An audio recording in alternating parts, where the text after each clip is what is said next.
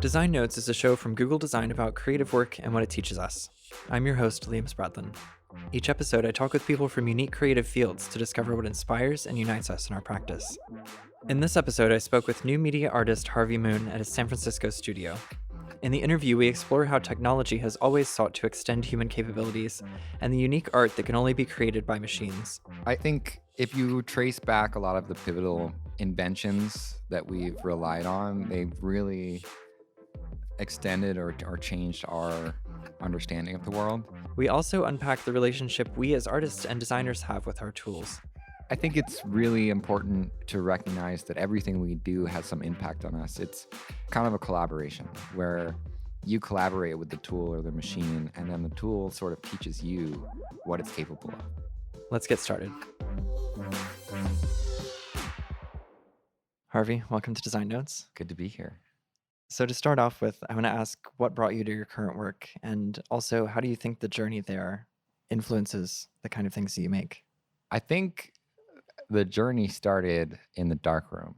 My father was a photographer, and when I was growing up, he built a darkroom for my sister and I in the basement. And I used to spend hours and hours in there. And I feel like there was a lot of freedom and constraints in that tool, in that process.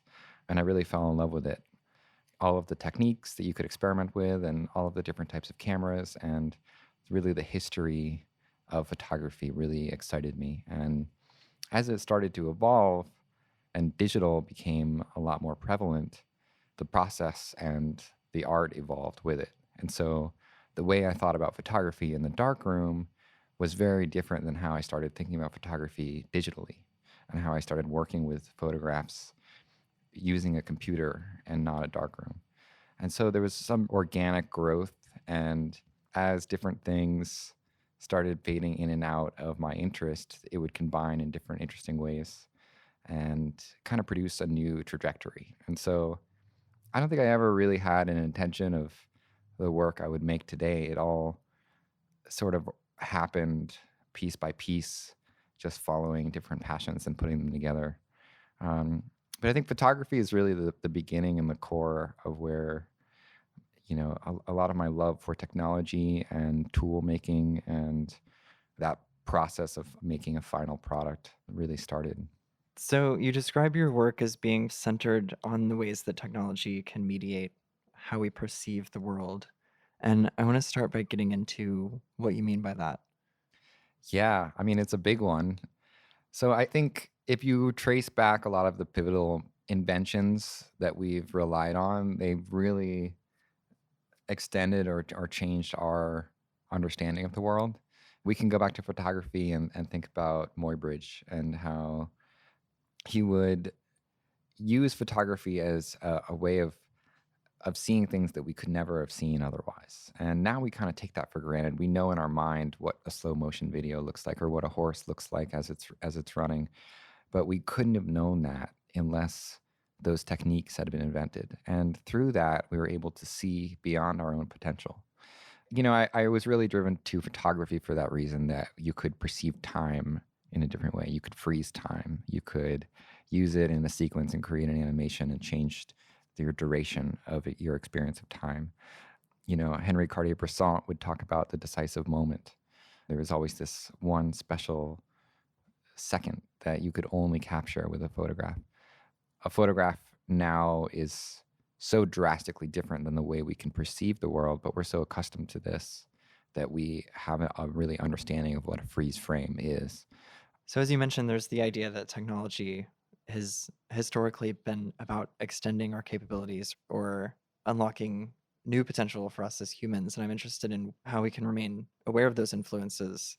I think it's really important to recognize that everything we do has some impact on us. It's kind of a collaboration where you collaborate with the tool or the machine, and then the tool sort of teaches you what it's capable of. And we all have this relationship with a camera or with a pencil or a paintbrush, or if you're a writer, a typewriter. We learn how to use it. We learn how to type. We learn how to change your f-stop. We understand, what pressure to give on your paintbrush. We learn those things over time, and we learn what the tool can do and can't do with those abilities. And we kind of get this relationship. You have a favorite camera, and just intuitively how it works, and it becomes a part of you. Your eye can just see through the lens. And at a certain point, when you're good at typing, your thoughts can just extend into the page. So I think we have this constant relationship to our tools that we kind of ignore and forget about, but all of those tools end up influencing how we use them.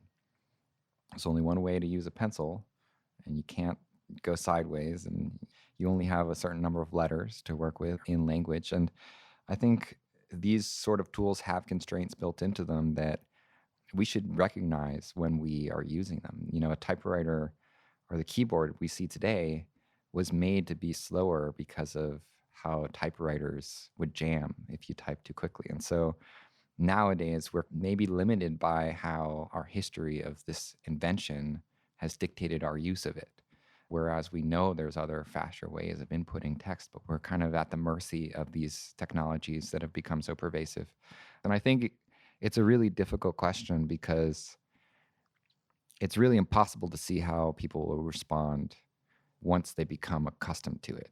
And that's why some things like cameras, which have been around for so long, have morphed into this tool. They were really comfortable with it. It fits your hand.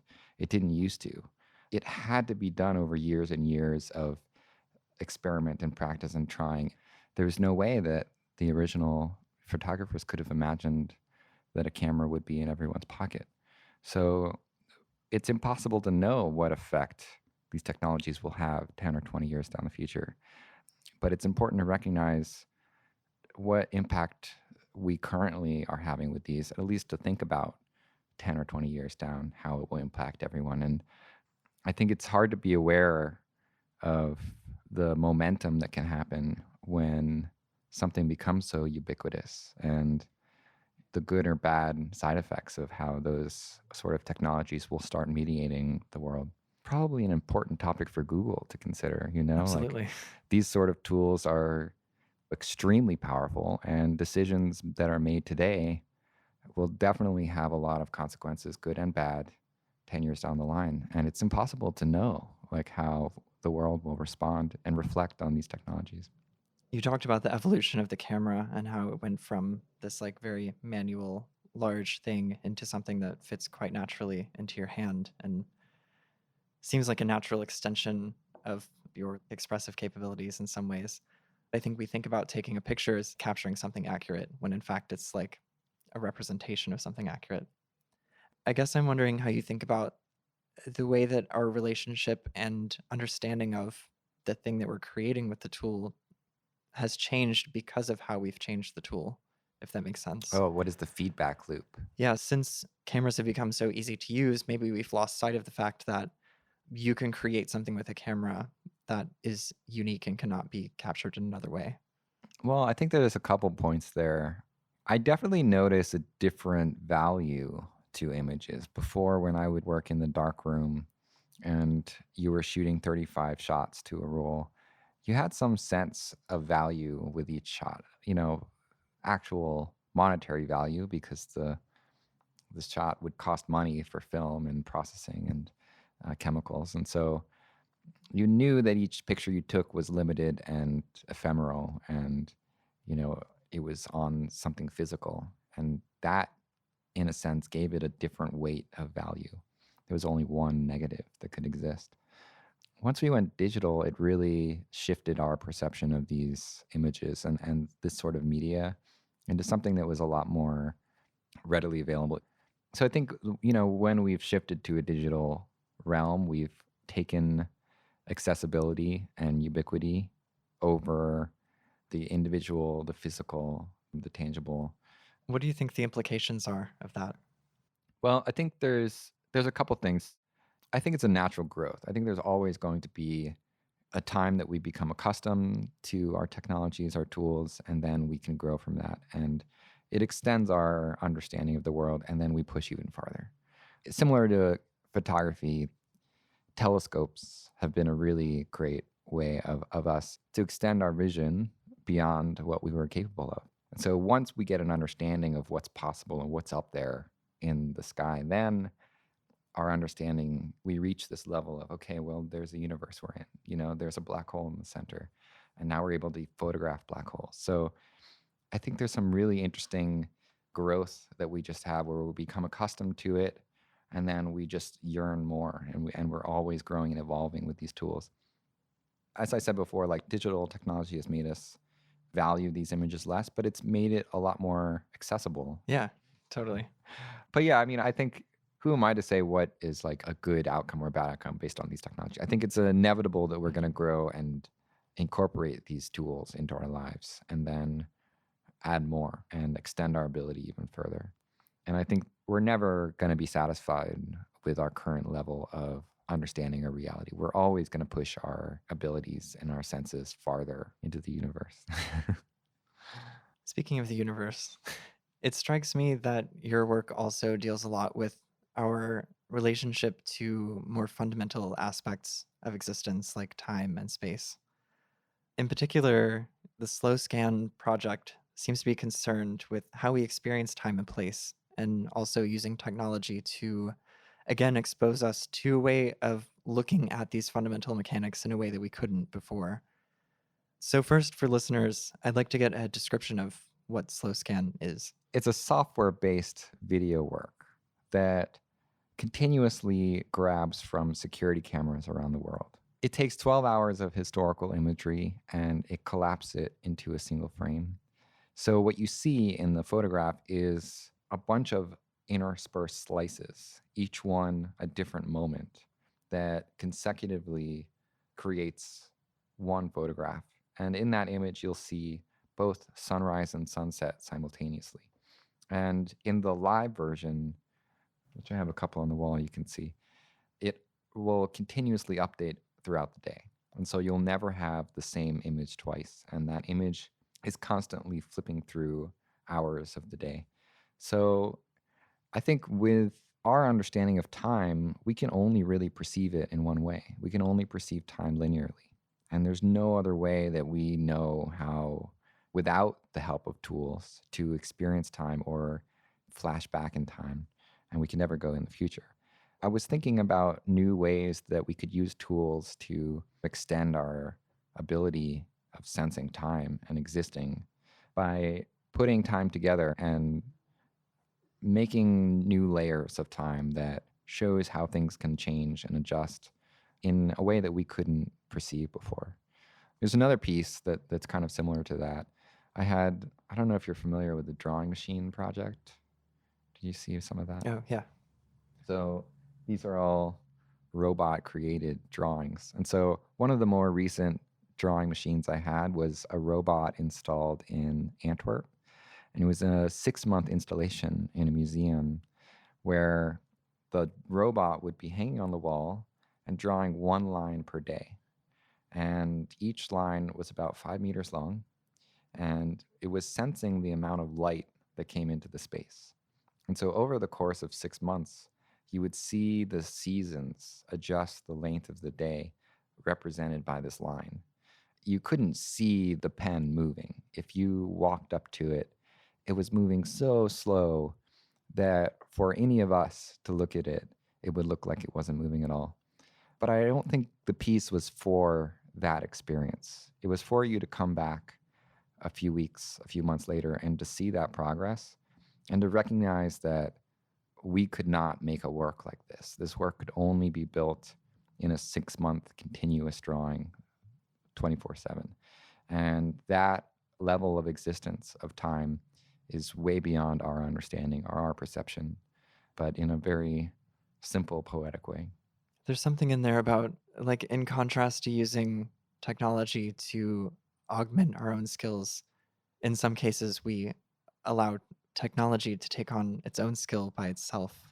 Yeah, so I think, people have asked me this a lot with my work, especially with the drawing machine project, is am I trying to put artists, out of business? Am I trying to build tools and machines that make art obsolete? And I think I mean to do quite the opposite. I intend to show what we're capable of in relation to what a machine might be capable of and how we might approach the same issue in a completely different way. And through seeing those differences, we can start to recognize and appreciate the sort of things that we're really good at. And I think we can continuously see that. I think especially with a lot of this AI and machine learning algorithms we're seeing today, there's always some uncanny valley of what it's able to do and what we're able to understand. And it further accentuates our differences and what our abilities are in relation.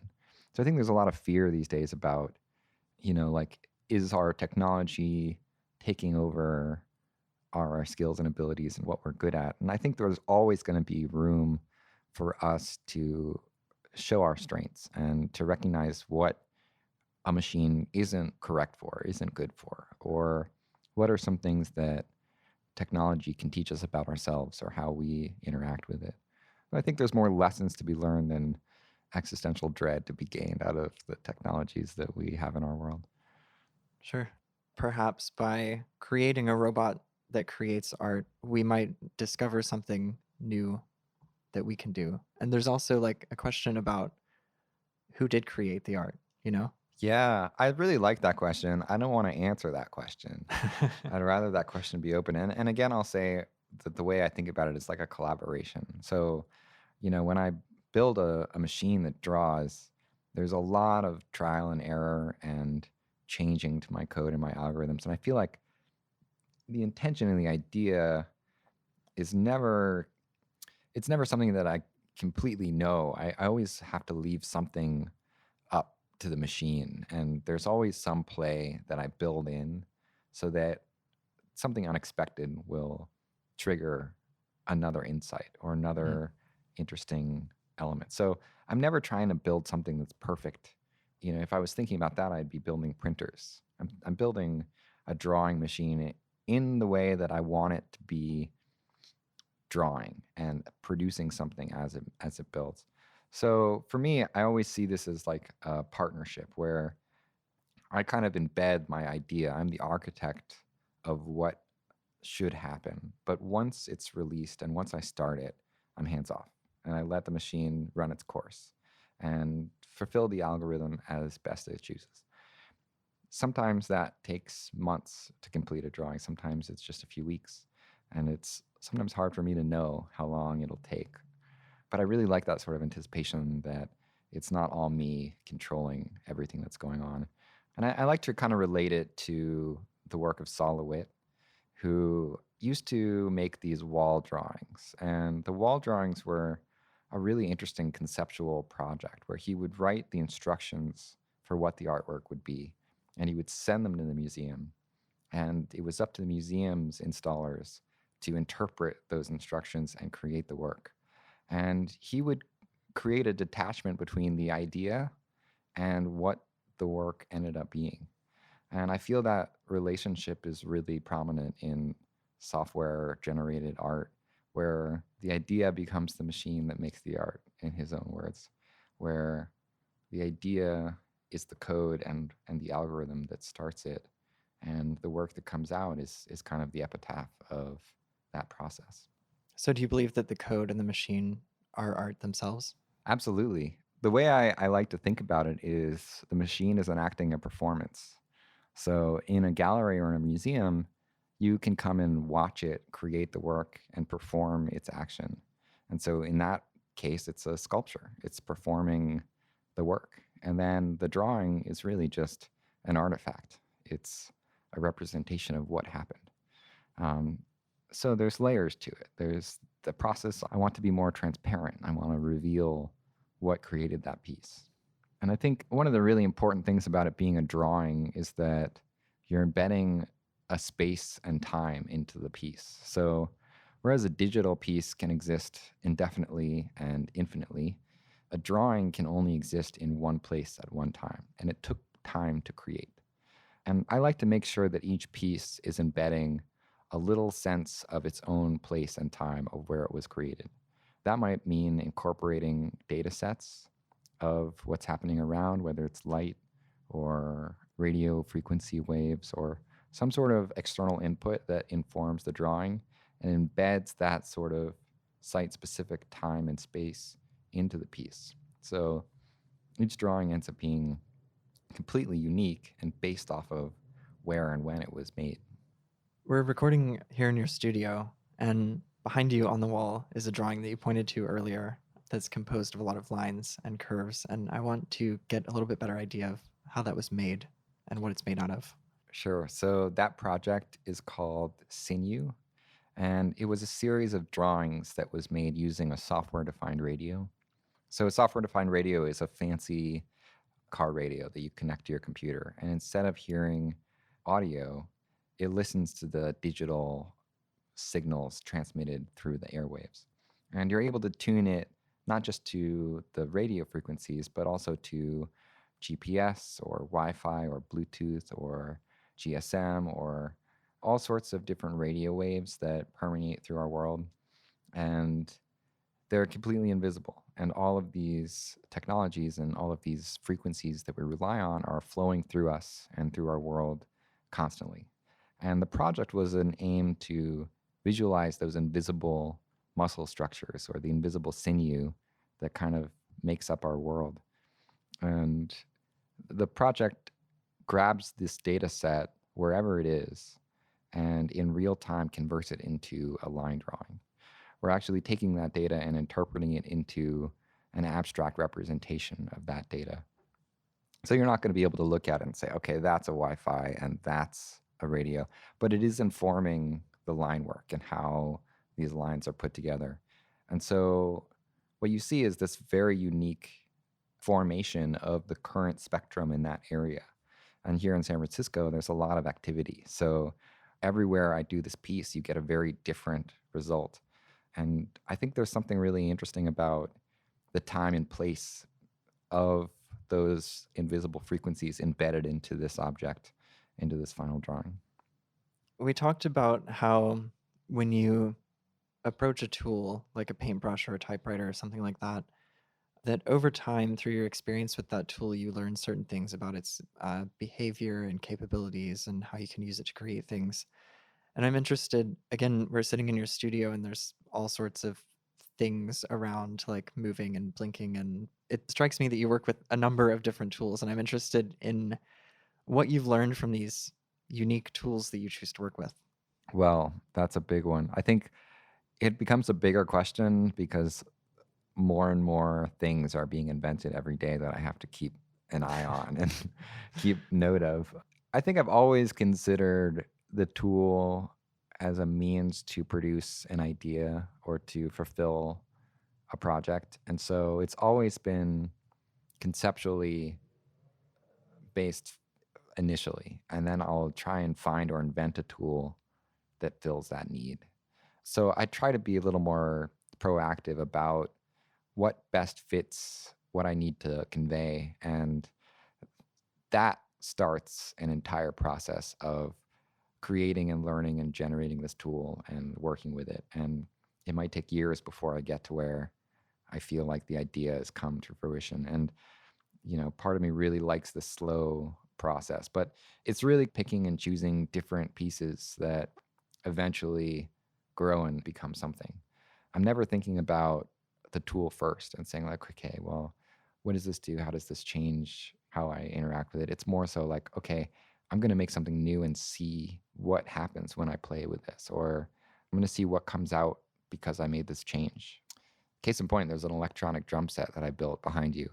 I used to play drums for a number of years, and once you switch to an electric drum set, it's really a different instrument. Same thing with photography. The way in which you use it ends up really changing, and you don't know until you start playing with it. And it's not something that you come into expecting. You sit down and you start playing and you feel this totally different emotion about it, and you play differently. So I think it's always kind of an unexpected. You have to be open to being playful, and especially if you're making your own tools, you have to be open to failing with them. And I think there's a lot of freedom when you're making your own tools or software or hardware that you can kind of shape it based on your experiences with it. Um, if you can't tell, I'm kind of a stickler for DIY. Like I prefer to have that control. If I use someone else's something, there's always a little bit that I would wish I could change. And there's always something that through using it, I feel like I could do a little differently. So I end up sort of making my own tools for everything everything that I do. So it sounds like you almost approach the interaction with the tool from the opposite perspective, where you might say, like, if you were envisioning what we would call a painting, you might think, I need something to deposit paint on a surface. Yeah, and I think it's much more like starting from a conceptual standpoint of like, okay, I want to think about this process of painting as, what does it take to make a gesture on a piece of paper? And I've done experiments with painting machines, and I think it starts with like, okay, well, what are the sort of physical influences that we put into a brush and how we hold it that I might want to see about emulating, or like what sorts of things can we do really well that I might want to try with a machine and watch it fail or learn from that. The painting machine was not a great painter, but it really kind of taught me a lot of like what it takes to be gentle with a brush, or what it takes to understand the physicality of it. And you can see that sort of inhumanness in the paintings. It doesn't have that sort of gentle touch that we do. So understanding that as humans, we will never be satisfied by the amount of technology we have and the impact that we have made on our own skills and the world around us. As we move into a future where we have this constantly expanding set of technological capabilities, how do you see the concepts behind your work evolving? It's important that we're more conscious of how these tools influence us, because they're only becoming more ubiquitous. The rate in which these technologies are becoming, coming into our lives is only accelerating. And I don't think people are spending enough time considering their effects, or how much it's changing our world and how rapidly. I think that formulation in my work is only going to become stronger.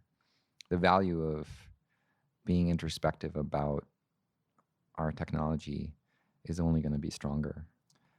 I feel like I'm very excited about taking this approach with my work, and it's really exciting that what I've been passionate about is only accelerating and continuing, and maybe a little daunting as well to keep up with the changes that are happening. But I think the statement and the intention behind my work is only becoming more powerful.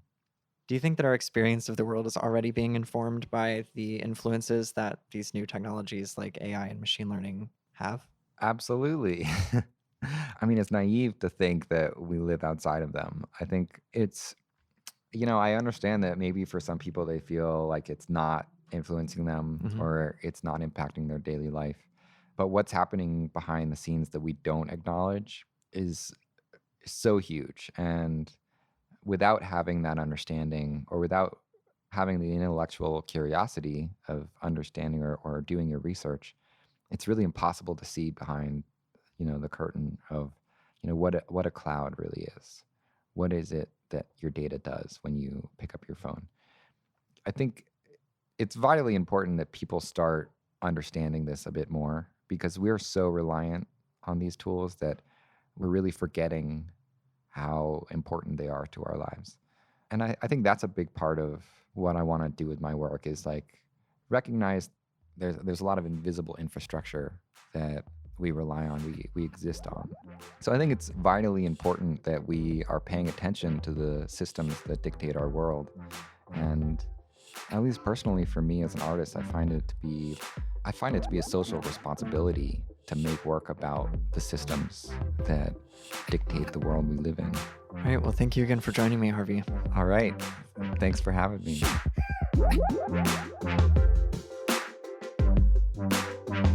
Subscribe to Design Notes so you don't miss our next episode with artist, designer, and creative coder Qian Ye.